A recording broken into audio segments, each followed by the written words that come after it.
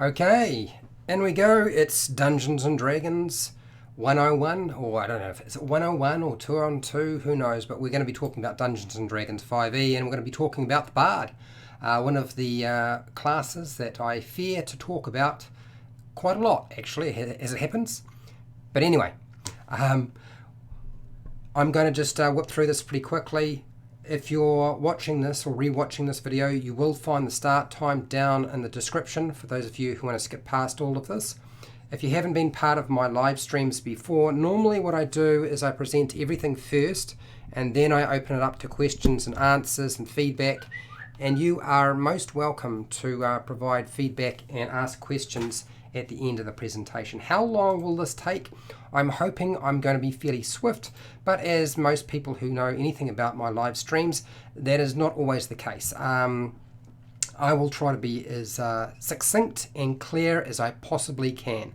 Anyway, we will start.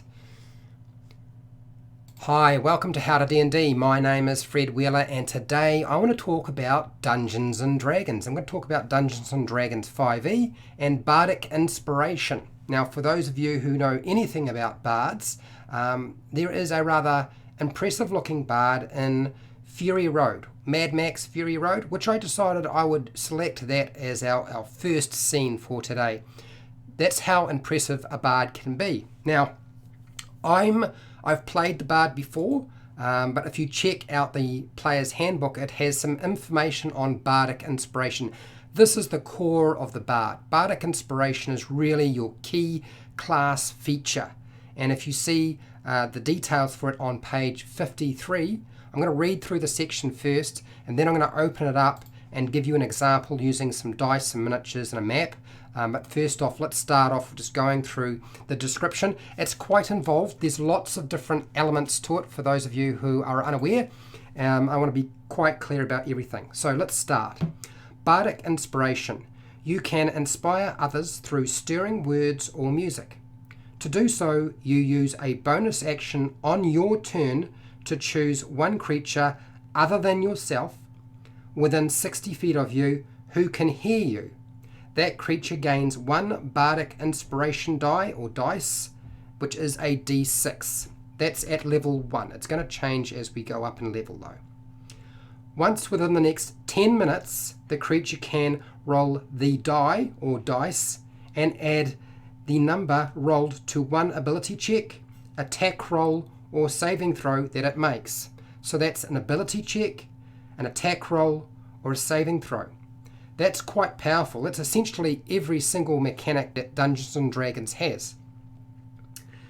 The creature can the creature can wait until after it rolls the d20 before deciding to use the Bardic Inspiration die, but must decide before the Dungeon Master says whether the die is successful, or the roll is successful or fails. Once Bardic Inspiration has been used, the die has been rolled, it is lost, okay, and you don't have it anymore. A creature can have only one Bardic Inspiration die or dice at a time. You can't stack them up and use multiple ones and save them for later. You can use this feature a number of times equal to your charisma modifier. Now that's a minimum of once, so even if you have a minus to your charisma modifier, you still get to use your Bardic Inspiration at least once. Okay, so minimum of one use. You regain any expended uses when you finish a long rest. Your Bardic Inspiration die or dice changes when you reach certain levels in this class. So it must be levels in the class. It is not related to your character level, it's related to the class level. The die becomes a D8 at 5th level, a D10 at 10th level, and a D12 at 15th level. So that is the basics of your Bardic Inspiration. Seems simple enough, but there's actually quite a lot going on here. And what I'm going to do is just bring up a cam and just show my scene. You've seen this before. This is the Caves of Chaos, and I've got my adventuring team here. Today I've brought along my little bard. She's ready to play her music and sing her songs and say inspiring things to demonstrate for you. But first off, I want to go through the Bardic Inspiration dice per level. So at level 1, you're going to get your 6-sided dice. That's the cube. Okay, when you get to level 5, Bard levels level 5, nothing else, you get to use a D8 rather than the D5. Okay, it's D8. When you get to level 10 as a Bard, you can use the 10-sided dice. And when you get to 15th level, you get to access the big mother, and that is the 12-sided dice. So I have a couple of examples I wanted to demonstrate, so I'm just going to remove these. And for the purpose of doing our rolls and making checks, I'm using character sheets, for the pre-made character sheets that are available in the link below. They are all level 1 characters. For those of you who are wondering what level these characters are, you should be able to find them on the Dungeons & Dragons official website. I'm going to use a big 6-sided dice for those of you, just so we can see exactly what our numbers are as we add things up. So as we're exploring, or we're coming up to a cave location, our party might decide that the best course of action is to be stealthy and make some stealth checks. Now you as the Bard can decide to inspire, say, your cleric who has disadvantage because they're wearing heavy armor, and would normally roll a 20-sided dice, and 2 of them take the lowest result. Heavy armor, you get disadvantage on your stealth checks. So to try and counter that, giving them Bardic Inspiration means they get to add a little bit more to it when they need to. So you would, if you're going to do something like this, make sure you're singing your song or saying your inspiring words well away from the cave entrance. Remember, it lasts 10 minutes. You do have time to do it away from the cave entrance. So sing your song, say your inspiring words for your cleric, who now can decide to use that when they want to, and this is a good time to use it, to make an ability check. An ability check or a skill check, it doesn't matter. Now the modifier for our cleric is a -1. So we take our 2 20-sided dice, rolling with disadvantage, and I take the lowest result. I rolled a 19 and a 7, so we take the 7. Whoops, we missed the 7. There we go, there's a 7. -1 is 6, which is not very good, but you can choose to use this. Now we haven't been told by the Dungeon Master the results of your check yet, and you roll your 6-sided dice if you are the cleric. And there it is. So we get our 5. So 7 modified by 1 is 6, and then add 5 means your stealth check for your cleric is now 11. You can see how powerful and useful something like this can be. Your average roll is going to be a 3 or a 4, so there's actually a significant effect by using Bardic Inspiration in this case. So there's our first example for today. The next one I want to use is, so we're exploring through our cave location. Our barbarian is leading off. What the party don't know is that the dragon may well have picked up the ascent, even if they have done a really good job with their checks. And as they're exploring through here, the dragon comes around the corner, and oh dear, there it is. It's ready to do its thing. Our party might be spread out, they might be in a line. It's really up to you how you figure that out. But let's just say before this happens, like roughly somewhere in the 10-minute range, our bard had provided Bardic Inspiration to our wizard. This is a bad location when a dragon can now breathe down the corridor with their breath weapon, cloud of poisonous gas, which is not very nice. And who is likely to suffer the most? Anybody making a Constitution saving throw. And our wizard doesn't have a particularly high Constitution compared to everybody else. And so therefore, if you allow your wizard to have Bardic Inspiration, they can decide to use it on that saving throw. So you roll your 20-sided dice. Our modifier, I only rolled a 3 this time. Our modifier is a +1 for the Constitution modifier was for the wizard. So it did have a Constitution modifier.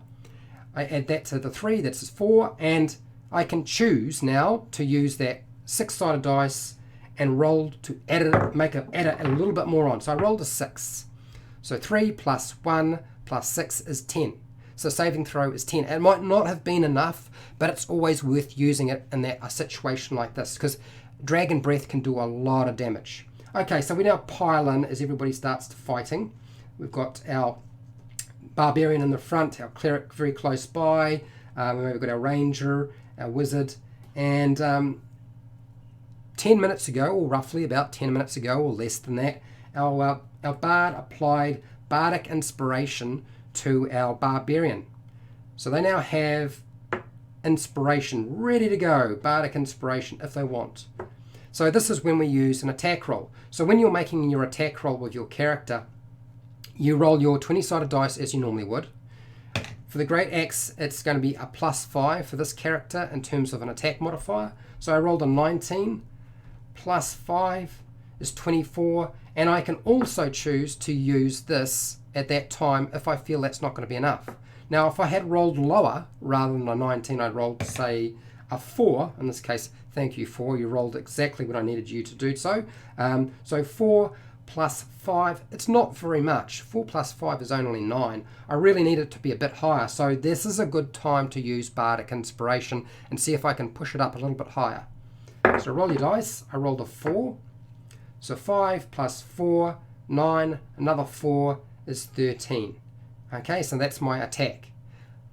These are really good times to use those features. It's the bread and butter of the cleric. It really is super useful.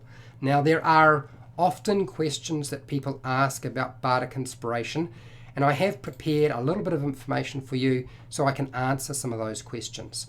And I'm just going to switch my scenes and just go through my little list of questions that tend to come up. Okay, so first question that tends to be asked. Bardic Inspiration from different bards, do they stack? So if you have more than one bard in your group, can you stack that? Can you stack those dice? Can I then now have one Bardic Inspiration from Bard 1 and one Bardic Inspiration from Bard 2? No, well, no, you can't. You can't have more than one Bardic Inspiration at a time. Therefore, you can't actually roll 2 Bardic Inspiration dice at the same time. They don't stack. Same effect can't be stacked. Bardic Inspiration is not a magical effect. Okay? A lot of people get confused and think that Bardic Inspiration is a spell or a magical effect. It's not. You are applying the use of stirring words and music that's exhilarating to help improve somebody doing something. That's what it is. Bardic Inspiration can modify initiative rolls. So if you have applied Bardic Inspiration to a character within your group, and you're coming up to in a combat and your Dungeon Master asks you to roll initiative, if you're still within that 10-minute frame, then you can choose to use your Bardic Inspiration dice and roll it there and add that onto your modifier when you've rolled your 20-sided dice. So you can use Bardic Inspiration to increase your initiative roll if you have a Bardic Inspiration dice to use. Next question. Using Bardic Inspiration does not end in the invisibility spell. Okay, so using Bardic Inspiration does not end the invisibility spell effect. So if you are currently invisible, one of the core requirements for maintaining that invisibility, the standard one that is that you can't make an attack or cast a spell. But using Bardic Inspiration, so if you are the bard and actually giving somebody else inspiration, the inspiration dice, that's not going to break the invisibility spell. If you decide to use your Bardic Inspiration dice that has been given to you by the bard, it's not going to break your invisibility spell effect that's been cast on you. Okay, so don't get confused with that. It doesn't have any effect whatsoever. You can use them. Next one. Bardic Inspiration can be stacked with the Bless spell effect. So you can stack your Bardic Inspiration along with the Bless spell. Now the Bless spell gives you a 4-sided dice for attack rolls and saving throws. Which means if you have Bless going, you can also use a Bardic Inspiration die if you want, if you have it available, and stack that to increase your final outcome for your either your attack roll or a saving throw. Bless has no effect on ability checks or skill checks, but you can still affect and stack it up your Bardic Inspiration with Bless when it comes to attack and saving throws. Bardic Inspiration is not a spell. It should be clear by now from all the things I've been saying, but Bardic Inspiration, you are not casting a spell. Bardic Inspiration can be used on a concentration check. So if you're making a concentration check, remember, it's a check. And Bardic Inspiration covers all of the basics of Dungeons & Dragons 5e, all the basic mechanics. Attack rolls, ability checks, and saving throws. So you can use it for increasing your chances of success when you have to make a concentration check, as long as you have a Bardic Inspiration dice available. So that's all I have for Bardic Inspiration for today, and hopefully I have answered all the questions people might have. Now, if you found this video helpful and informative, please share and like the video. Subscribe to my channel if you haven't already subscribed. Hit the bell button to be notified when I go live and when I publish new videos. Now, if you want to help support the channel, you did so by watching this video. Now, I have hundreds more videos, and you're welcome to go and check them out. You might find them useful. I don't do Patreon, but down in the description you'll find affiliate links to the book depository and Amazon, where you can buy stuff online. I get a small commission, and that helps support me doing more videos and running my channel. Now, if you have questions and feedback, or just want to say hi to me, that's what the live stream chat's there for, if you're part of the live stream. If you're not part of the live stream, that's fine. That's what the comments section's all about. And hey, till next time, keep rolling those 20s. And don't forget about your Bardic Inspiration die.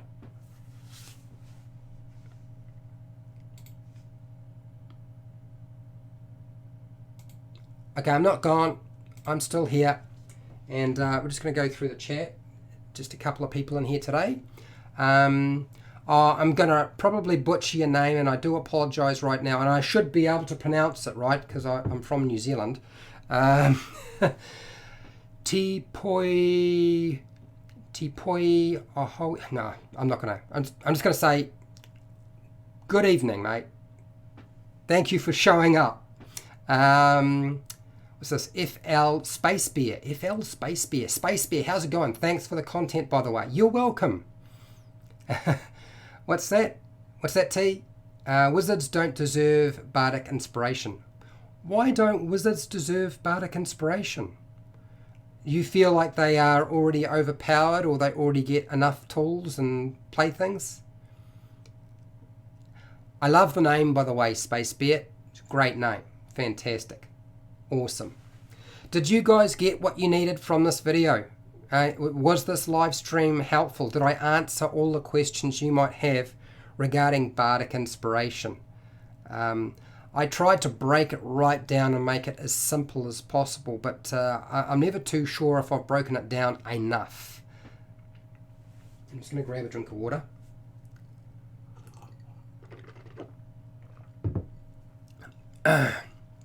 So, what is likely to happen tomorrow while I'm waiting for any more feedback, if there is any more to be said? Tomorrow is probably going to be, or next couple of days, a couple of edited videos that'll be released. And then we'll be getting into the weekend for me. So that's about 2-3 days from now. And I'm going to be covering, I believe it's Alma Barthen, at Barthen Provisions. This is for the Lost Mine of Phandelver. It's a Dungeon Master guide. So that will be my next live stream, where I will present my information and then open it up for questions for everybody.